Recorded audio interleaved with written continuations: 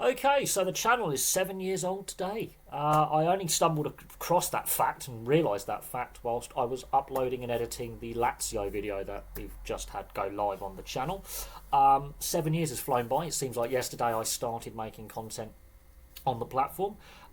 We weren't a sports channel to begin with, and then a couple of things happened in 2017 in the summer that were quite noteworthy sports stories. We obviously had Neymar's transfer from Barcelona to PSG for that world record fee that I don't think ever gets broken personally, and if it does get broken, it'll be in many years' time. We then had the Newcastle United saga where Mike Ashley put the club up for sale. There was the tax investigation and the transfer investigation into Newcastle United. That involved other clubs like Chelsea and West Ham and some clubs in France. Mark Sampson was sacked as England women's manager. And then the Rugby League World Cup started and we had Tonga's fantastic run to the semi-finals, which got a lot of interest down in Australia and in the Pacific Islands.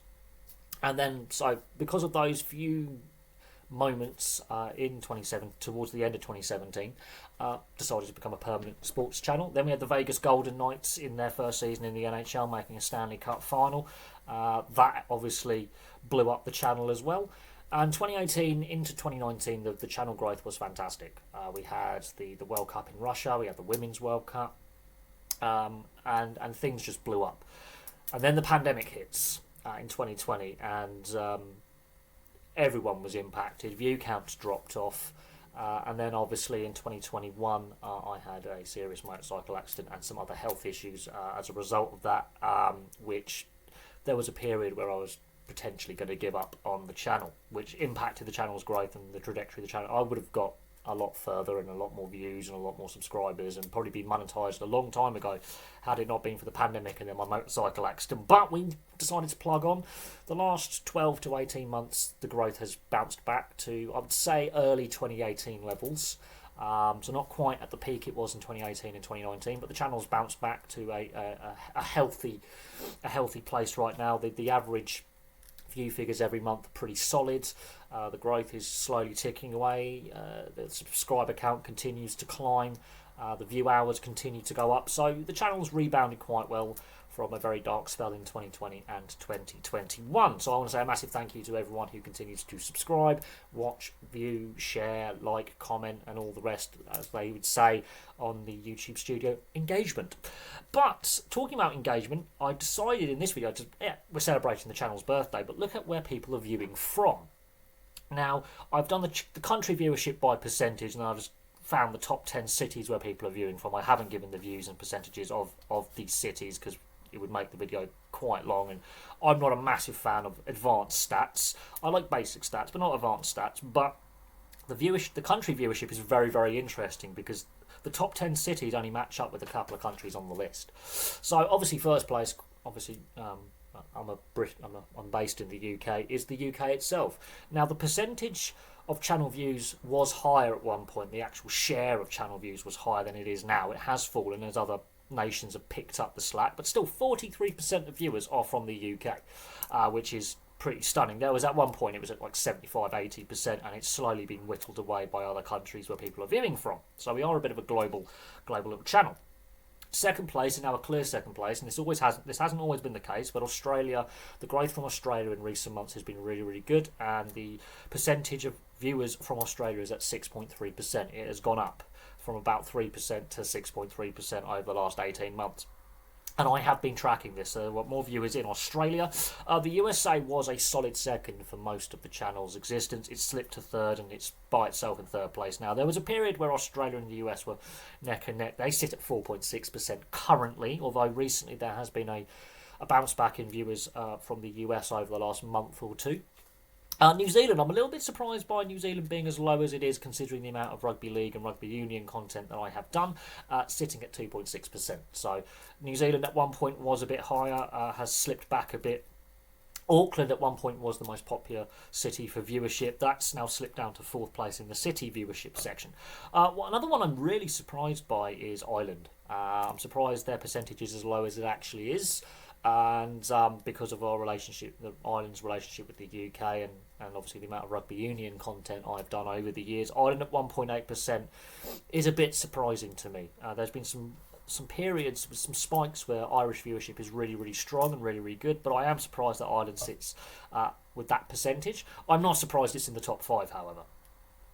From 6th to 10th, there are some interesting ones in here. India comes in at 6 with 1.2% of channel viewers all time are from India. So, and I haven't done a lot of cricket content lately, so that one does surprise me positively that Indians are actually consuming other sport. I know a lot of Indians are massive football fans, Premier League fans. A lot of people from the Indian subcontinent, and that includes Pakistan, Bangladesh and Sri Lanka, like Manchester United and some of the other Premier League clubs. So I'm not surprised that Indians are watching other sport, but I haven't done a lot of cricket content lately. So a little bit surprised where India are sitting with the percentage. Another big surprise, and I'm a bit surprised they are as low as they are, is Canada in 7th with 1.1%. I'm a bit surprised with that, considering the amount of NHL content I've done and the other major leagues in North America, because Canada has all the major leagues apart from the NFL. A little bit surprised by Canada sitting at 7th with 1.1%. You could argue population size has something to do with it, but Canada's got a similar population to Australia, so I'm a little bit surprised they are as low as they are, and the US is so much further ahead, considering their shared sporting culture. Germany comes in at 8th with around 1%. Little bit surprised by Germany being where they are. With the percentage they've got as well. I've done a lot of German football club histories. Obviously, a lot of German clubs have done quite well in Europe. So I'm a little bit surprised by Germany being in 8th place. And a little bit surprised, again, with some of these percentages being a little bit on the lower side. Finland coming just behind Germany with 0.9% of viewers. There are a lot of Finnish players who play in the NHL. I've done a fair few NHL videos on Finnish players. And Finland has stayed strong in 9th place for quite some time. Of course, Finland obviously played in the Euros in 2021, the delayed Euros, and I obviously did some match reviews on Finnish games. And I know Finland is more than just an ice hockey mad country. They do like other sports as well. And Finland being in the top 10 is the surprise, because they have such a small population compared to some of the other countries on the list. And at 10th place, bit of a surprise that they're at 10th, but I'm not surprised with the amount of rugby league content I've done, including 2 World Cups that I've covered, is Papua New Guinea with 0.6%. They are rugby league mad, and their capital, Port Moresby, does come in the top 10 for Channel City viewership. But PNG coming in at 6th. I'm not surprised they're in the top 10 because of the rugby league content that I do, but I am surprised that they do squeak in the top 10, if that makes sense, just because of their population size, their disposable income and their access to the internet. There's a lot of people in Port Moresby who seem to like my content. Now, the city viewership is really interesting. You would think with the UK being the top country of viewership, that a lot more British towns and cities would make the top 10, or it would be dominating the top 10. That isn't the case. The top city overall for channel viewership is Sydney in Australia, by a fair margin. That one does surprise me, considering that Australia makes up 6.3% of overall channel viewers. Dublin comes in at 2nd. That's another surprise, is Dublin in at 2nd. But Dublin's quite a big city, as is Sydney. Sydney's quite a big city. Sydney's got over 5 million or so in the metro area. Dublin's got, I think, 1.2, 1.3 million in their metro area. So I'm not surprised that 2 rather sizable cities are in the top 10. I'm surprised they're the top 2. London comes in at 3rd. That one is a bit of a surprise to me. London coming in at 3rd is a bit of a surprise, but it's a melting pot of people from all around the world. But London in at 3rd is a bit of a surprise, considering, firstly, biggest city on the list, and secondly, the UK being the top country for viewership, that London comes in at 3rd. Auckland in New Zealand comes in at 4th, matching up with New Zealand at 4th. That's a bit ironic there. Now, I've got 3 more locations in the West Midlands that come in the top 10. Redditch, which is a regional town in the West Midlands, just outside Birmingham. I've got a family connection with Redditch. My dad used to work there and lived not too far from Redditch. That comes in at 5th. Redditch comes in at 5th. Now, I do know I've got a lot of viewers who are subscribers who support clubs like Birmingham City, Wolves, Aston Villa and West Brom. There's a lot of football fans who support some of the big clubs in the West Midlands, even Walsall fans that subscribe to the channel. So, while I would expect Birmingham to be the main and Wolverhampton to be above Redditch, I'm not surprised Redditch is in the top 5. They've been pretty consistent, but it is a small town. It is a small town in the West Midlands. They beat Brisbane, who've got a population of 1.7 million, who come in at 6th. Again, not surprised considering the amount of rugby league content that I've done over the years. Massive fan of the NRL, of course, and of course the Broncos is one of the biggest teams in the NRL. But Brisbane coming in at 6th, Port Moresby coming in at 7th. This is where the Papua New Guinea, I think a lot of the viewers from Port Moresby make up the Papua New Guinea viewership. They're rugby league mad. They are absolutely rugby league mad. Another surprise is Kidderminster coming in at 8th. That's another town in the West Midlands near Birmingham. I've been to Kidderminster a lot as a kid. Surprising. This is what I'm getting at. We've got some regional towns that rank quite highly on city viewership. Suva in Fiji comes in at 9. So again, rugby league, rugby union content.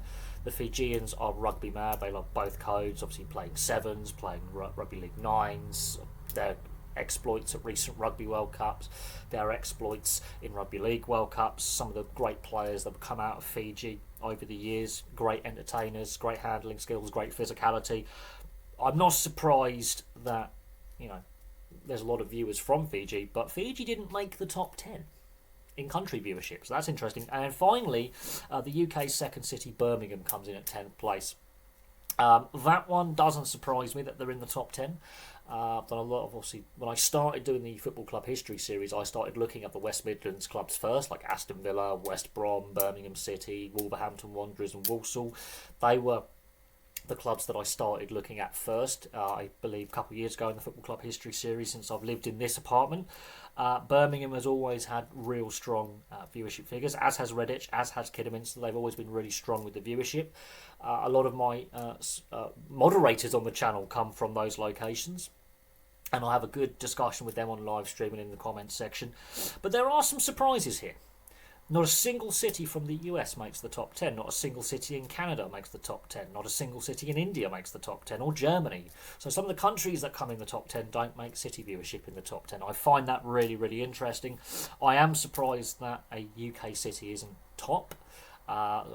We got Sydney at top, Dublin at second, London comes in at third. So the biggest city on the list is not the top city for city viewership. So that's an interesting one. But there we go. So it's the channel's birthday today. I want to say a massive thank you to everyone who continues to support the channel by subscribing and viewing and leaving comments and likes and sharing videos. I really appreciate that. It's been a fun journey. There's been some ups and downs, as I say. I wouldn't change it for the world, mind. And hopefully we reach that monetization goal very, very soon, so the channel becomes self-sufficient, and so I can produce even more content. And maybe rotate the flat around a little bit, sort of convert it into a little studio, maybe one corner, get the whiteboard back out, because apparently the whiteboard was very, very popular back in 2018, 2019 and into the beginning of 2020. People liked the whiteboard and me putting all the facts and figures on the whiteboard rather than using just the basic notebook. I do miss using the whiteboard, but the current apartment isn't really laid out in a way that is conducive to using the whiteboard. The lighting, south-facing apartment, the lighting comes in, there'll be all sorts of glare, so I've got to have a little think about potentially getting the whiteboard back out again. I have limited space, but that's something to plan for the future. But it's been a fun time making content for you guys. It's been thoroughly enjoyable. We've had some good debates on the live streams, and so yeah, the future's looking bright. Hopefully we make those monetization goals soon. But from me for now, thank you very much for watching. I do appreciate it, and I will have some more content for you guys very, very soon. What do you think is going to happen in the FA Cup semi-final today between Man United and Coventry City? I've put a poll up on the channel. We'll see what the response is to that before kick-off in 5 hours' time. But from me for now, thank you very much for watching, and I'll have some more content for you guys and girls very, very soon.